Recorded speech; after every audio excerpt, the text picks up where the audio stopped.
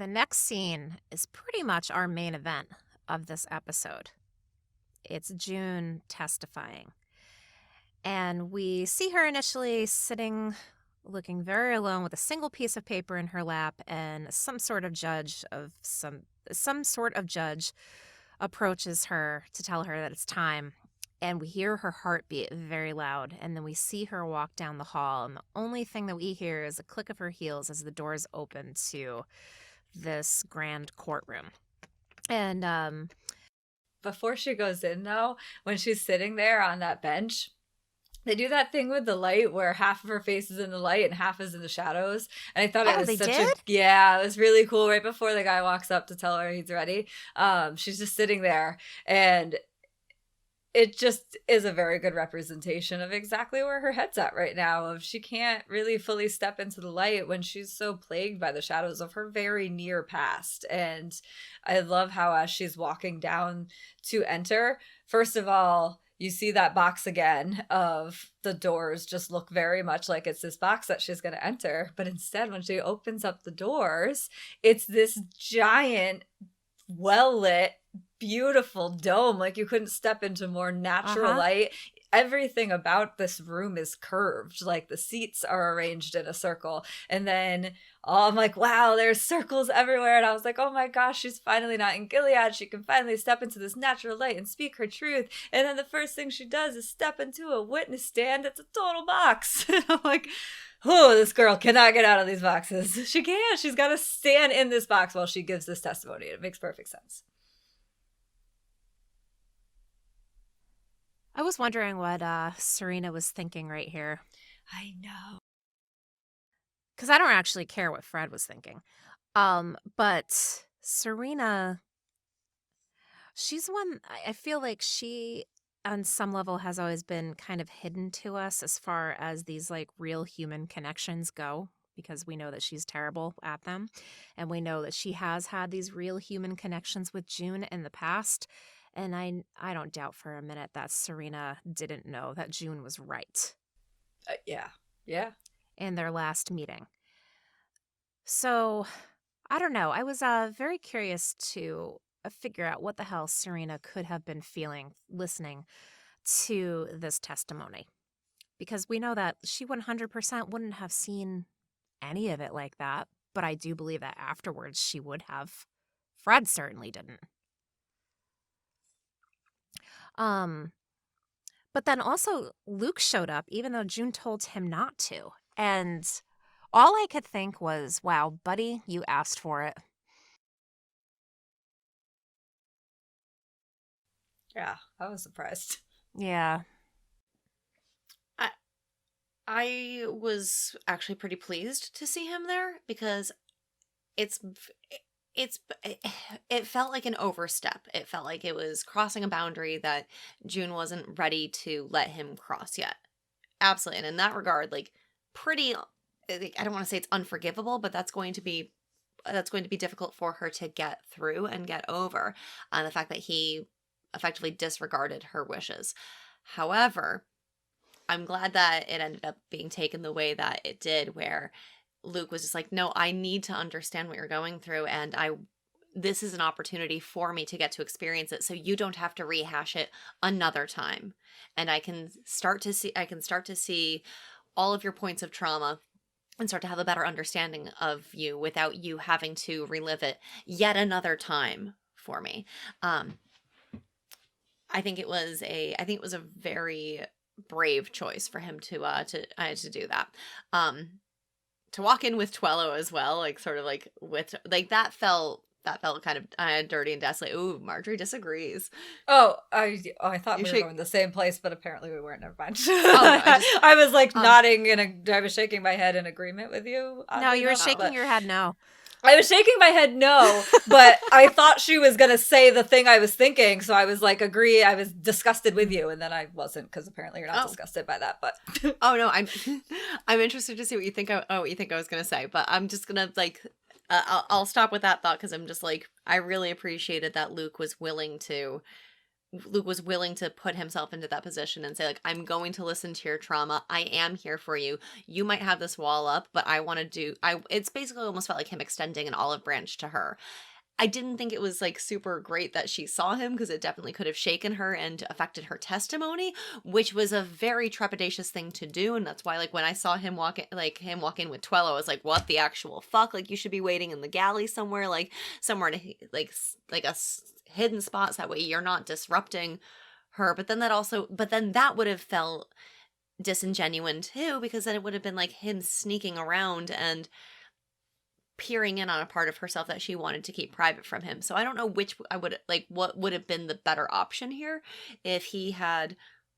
Oh, go ahead. Tell it. What do you think is the better option? Him just staying home? Talk to her before he shows up. Like I agree that he should have been there, and I agree that he should have said all the things he said after the fact. But I mean, to walk in moments before she's about to take the stand and have to read this testimony, like, that's just very like up mentally for her. So like when you said brave, I was like, wait, what? That's not brave. That was like stupid. And then when you said the Tuello part, that's what I thought you were gonna say. Like, maybe it was stupid that he walked in with Tuello, because it just makes this entrance where it's like he couldn't have already been seated. He had to like make that entrance right, because it rattled me to watch her watch that. So I like, that's the part that I had the biggest issue with. So like, in a perfect world, I agree that he should have been there, and I agree that it was good for him to explain why he should be there, because he should be able to hear everything she's went through, because he's never going to be able to understand if he can't hear it. But it sounds like this is all something that he could read about later, so he didn't necessarily have to be in the room to understand what she went through.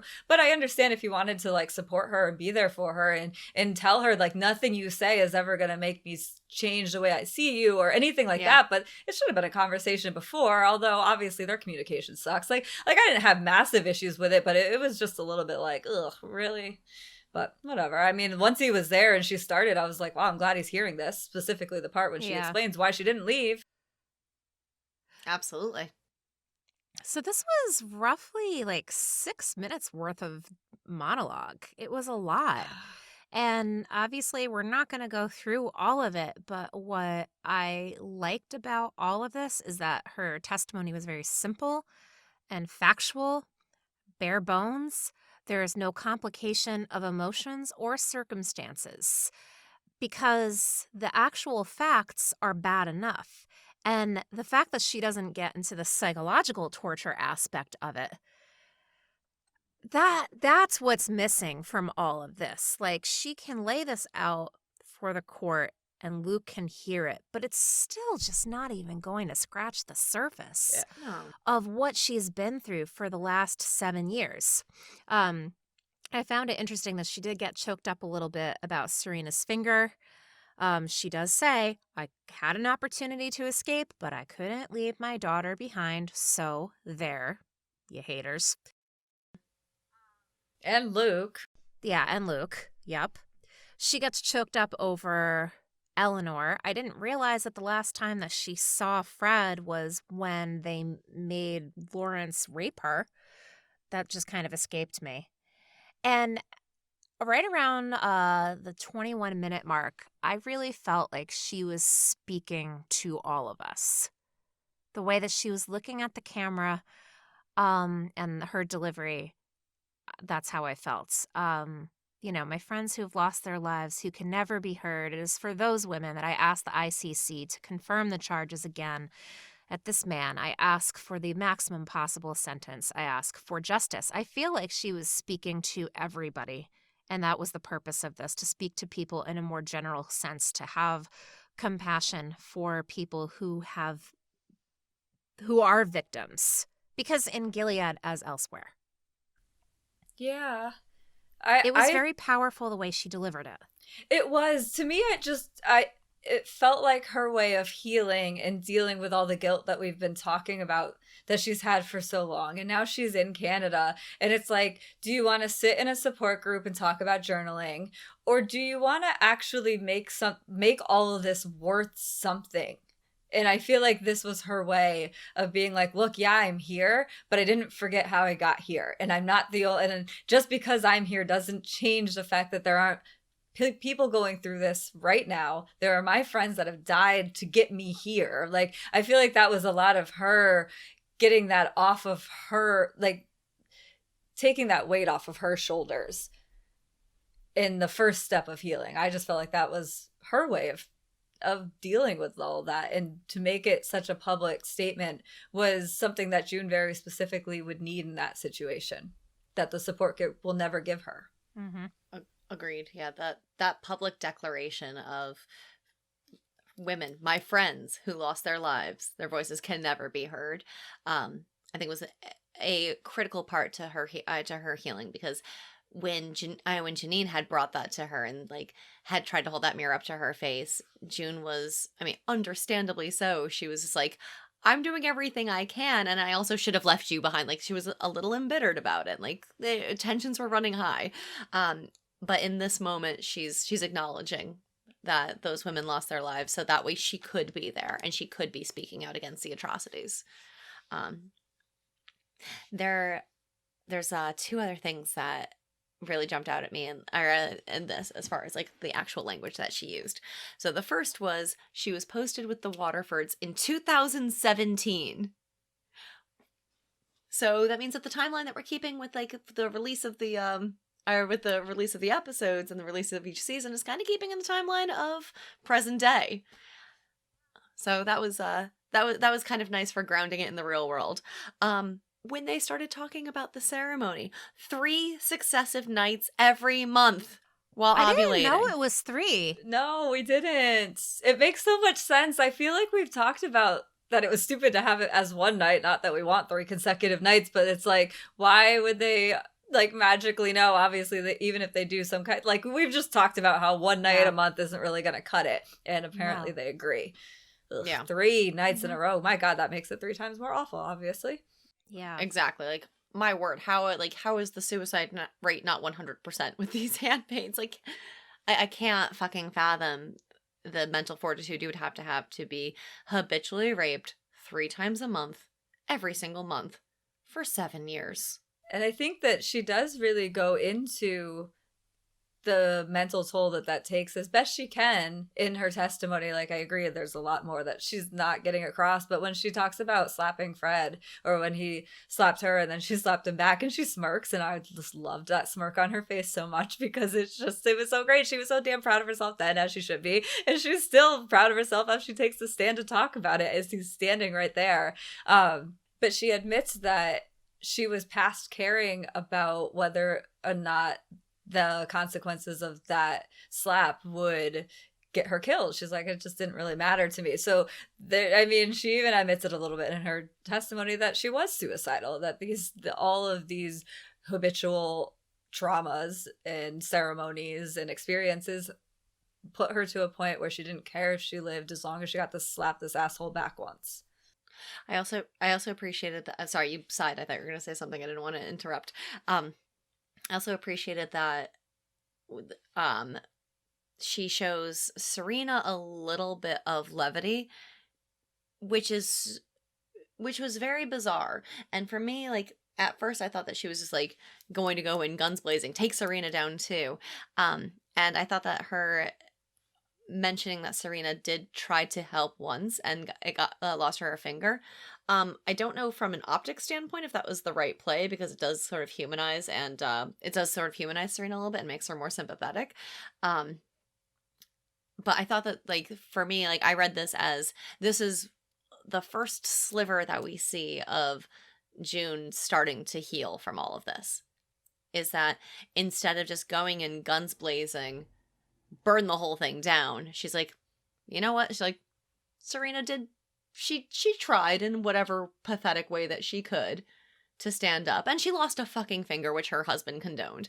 I think that had she been fully still in that place of anger, that she might not have relayed that piece of information in that way. Does that make sense?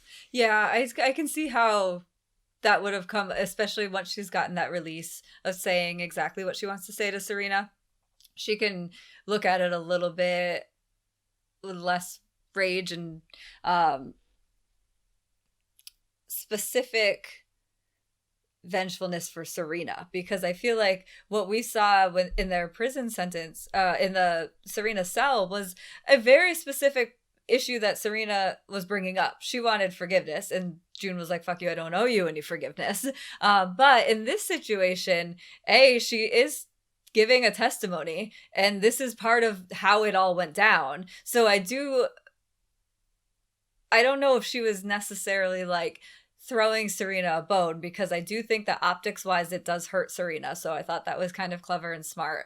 But I do think that June's always had a pretty good understanding that as much as she has her own personal issues with Serena, there is bigger fish to fry in this situation. Like, I think June's always been pretty cognizant of the fact that Serena can only do so much within her role. And yes, she has abused her power and hurt June over and over and over again, and she shouldn't be let off the hook in any way whatsoever. But also, even when she would try to do anything, she can't hide the fact that she's missing a finger. So the story starts to hold up. And most importantly to me is it really fractures that like devout and faithful Gilead family that Fred and Serena are trying to put out right now. And it's a reminder to the world of like, yeah, you think they believe this bullshit? No, they don't, actually. Because she wanted to, she tried to read and got her finger cut off, and here we are. Like, this was insane even for Serena.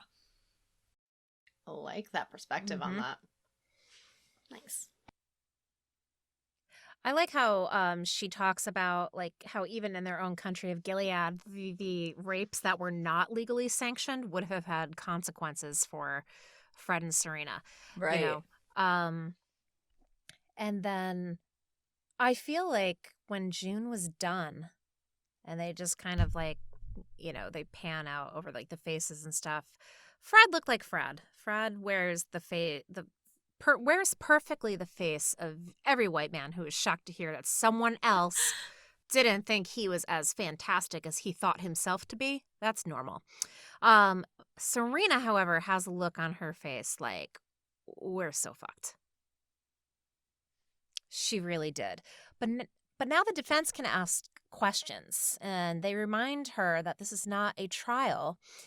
And this woman, the attorney, she comes up and she says, you had an affair with a married man for months. And she's doing just the typical thing that defense lawyers will do in this situation, where she's trying to show a history of unsavory behavior. It's to raise doubt about the victim, to save their client's ass. That doesn't make it any more comforting to the victim, who has to defend their right to, not be raped. But this victim blaming shit is one of 1,000 reasons that rape victims don't come forward. And I felt like it was so inadequate. Like, she was like a fly coming up to bother June. June swatted her off very effectively by refuting her points. You chose to become a handmaid. Well, wasn't much of a choice, or I go to the colonies. Well, so that's a yes. You know what you signed up for. Well, I didn't sign to be raped at 9 months pregnant, so no. And then Fred goes and fucks himself over real hard by not presenting himself in the best light once again. Fred's not so good at the optics, is he? He should have kept his mouth shut. Smart. Why? No, because you do not. No, I don't want him to talk. Oh no, I agree with that part of it. Oh no. I mean, Fred sucks at this. That's what I mean. Fred sucks at the optics. Like, you do not do this. But I think it helped him. I think that's why at the end is the way it is, because it's what he said. He said they heard me. He was putting on a show, not for that courtroom, but for everyone else that's going to read the paper and hear what he said later. I think that was his goal. But it doesn't matter. It's the holy ceremony. Okay, so what is the holy ceremony? Is to rape. No, I agree with you. No, yeah. I know, but all those people care. They showed up to support him after that. It was a siren call of, let me get all of these religious zealots back in my corner. Of, I wasn't doing this to hurt her. I was doing this for humanity and for God and for all these things. I agree with you. He shouldn't have spoken. I hated every word he said. But I think this was Fred's spin. This was his plan all along, to go on this script and to make this fuss. And then when all of a sudden everyone's cheering him, he's like, well, I guess it worked. But I don't believe it works, though, because it's false comfort. Those those Christian crazies are always going to stand outside of every courtroom or every, like, you know, whatever legal proceeding there is to support their extraordinarily shitty person. That doesn't mean that they're in the majority. That doesn't mean that they have a majority of support within the courts. No, it just means that a bunch of hypocritical assholes came out to stand with their very own hypocritical asshole, as we've seen. But that's what he was doing. That's all I mean. That's what he was seeing. He was dog whistling, just like all of the other, like, you know, Christian dominionists have been doing over the last 4 years every time they get in trouble. That's all he was doing, and I don't think it's going to be effective. It doesn't matter how he looks to the media. It matters how he looks to the court, and I think that he doing this, it was another holy ceremony. Oh, okay. Did you just come up with that right now, Fred, because you were pissed off because you got called out for what it actually was? If his lawyer didn't hear that before and the rest of the court didn't hear that before, they're going to be like, oh, so now it's a holy ceremony. Right. Awesome. How else would you like to change your story that we didn't hear about before?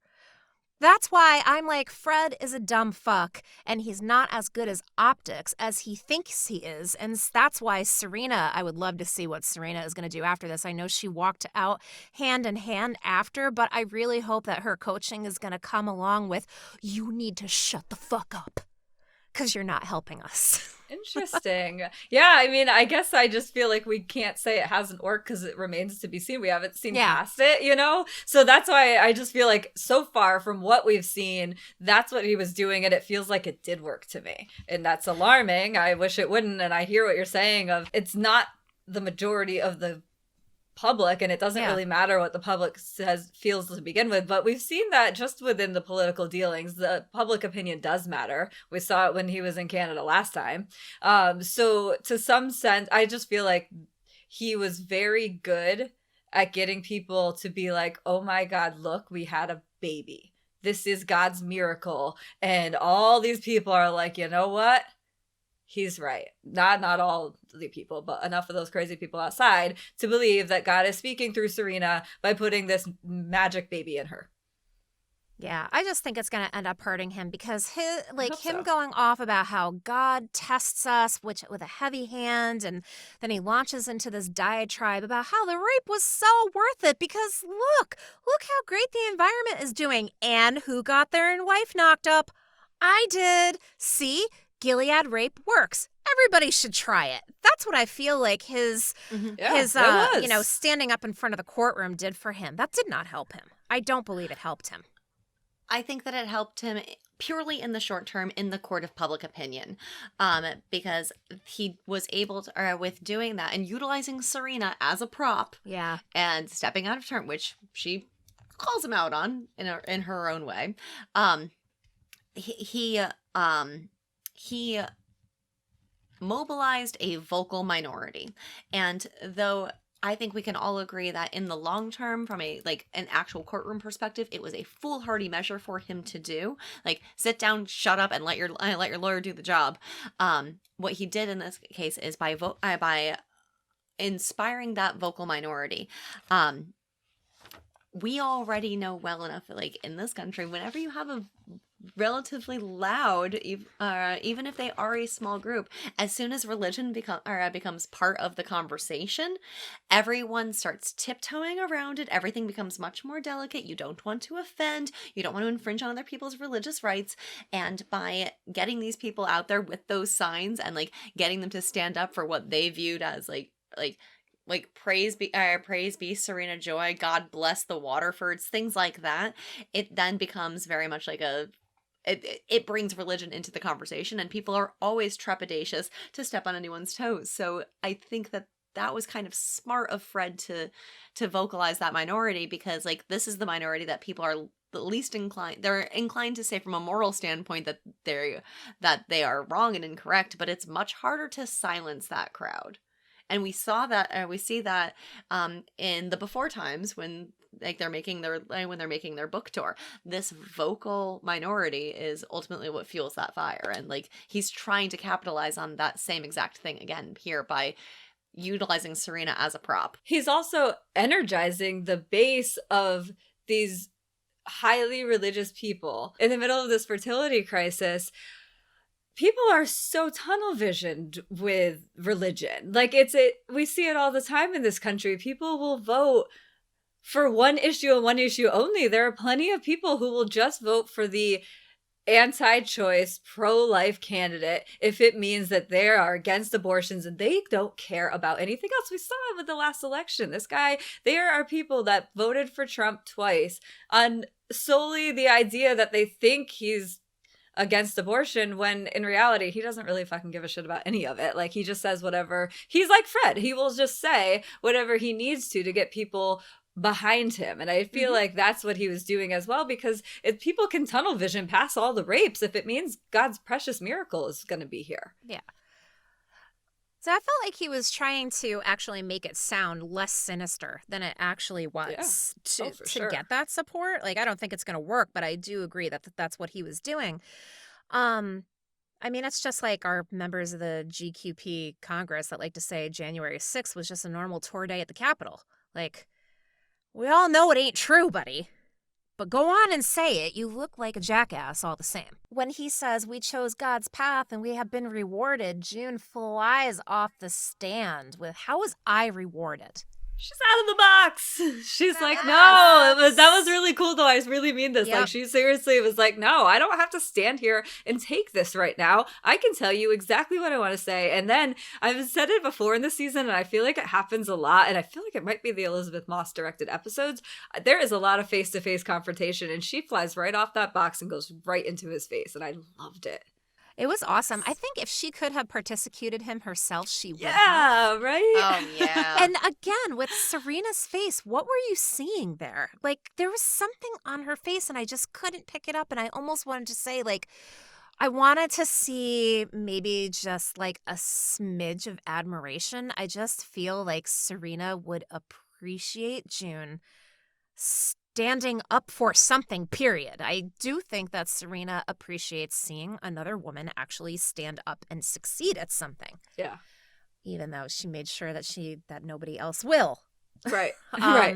But she channels that same energy a lot. Like, we've seen it. Yeah, we've seen her. Well, especially recently, like, now that she's been in Canada, like, even though she's locked up, we say it all the time. Like, the fact that she challenges Tuello, she gets right in his face. She charges at him. It's all the same stuff. Again, they are two sides of the same goddamn coin. Like, they just are. And I feel like, I don't know if that's what I had a hard time trying to figure out what's on Serena's face. I feel like that's constantly, it's something I'm always trying to exactly read what she's thinking, because she just tends to surprise me. Just when I think she's on the right track, she's not. So I don't want to say I saw too much admiration in there, because I don't really know what it was. But I do think she at least recognized that someone was standing up to Fred in that way. Yeah.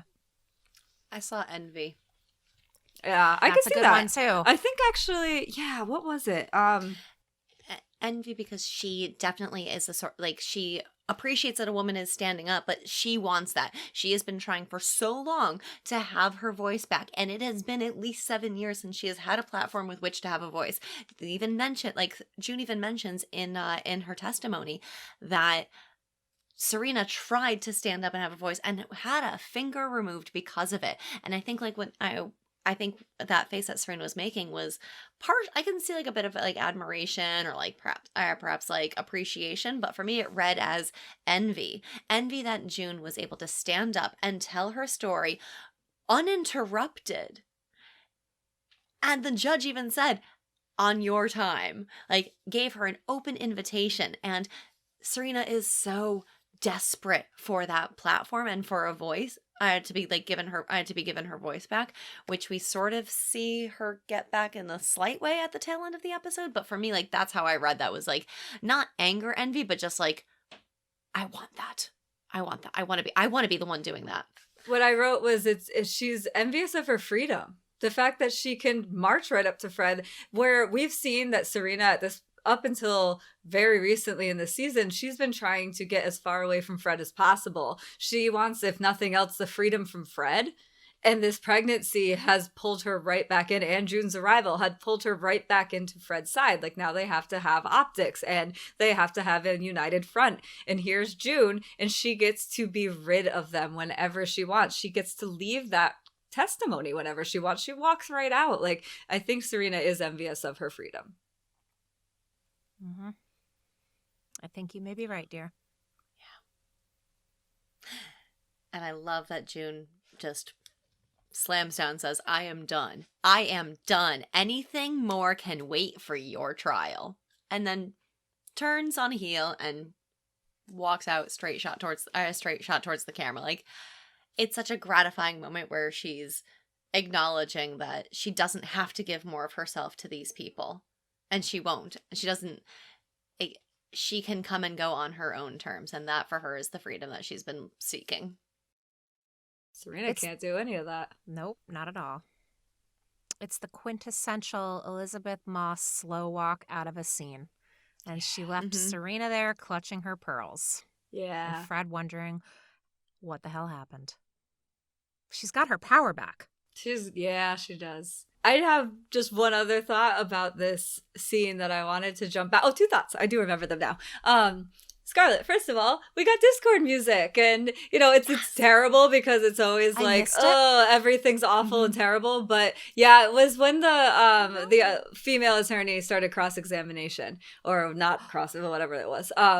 And yeah, like as soon as she gets into but you chose this, like I forget the exact dialogue, but it was right around the time where you're like pretty quickly when you're like, oh wow, she's coming at her pretty hard, and the music just gets really Discord. I'm like, oh my gosh, that's so cool. I missed it. Yeah, and then I love the music at the end of June's testimony when she was talking about the in memoriam. It was so beautiful, and then it got all discordy at that point. So that was the song. And then my other thought was I love the also quintessential Elizabeth Moss shot, Handmaid's Tale June shot that we get when Fred starts speaking up, and she looks down into the side, and it's kind of this weird look because I'm like, what is she looking at? What is happening there? And all that it reminded me of was something that she had even brought up in her testimony, which was when she slapped him. And I remember in that scene, he slaps her, right? If I recall correctly, he slaps her across the face, and it kind of knocks her to the side, and you get that shot of like her just kind of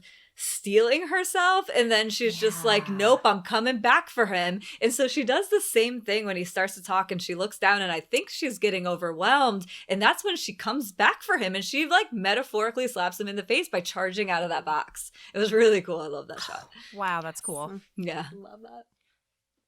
Yeah, that little like that side glance that she had where she's like looking out of the corner of her eye, and you could see her starting to seethe. And I absolutely love that notion of looking at it like a metaphoric slap in the face to him. Sinister. Because that's what he was trying to do. Because he was trying to slap her down. He was trying to do exactly what she said in the testimony. Wow. And cut out her tongue. That's what he was trying to do. Shut her up.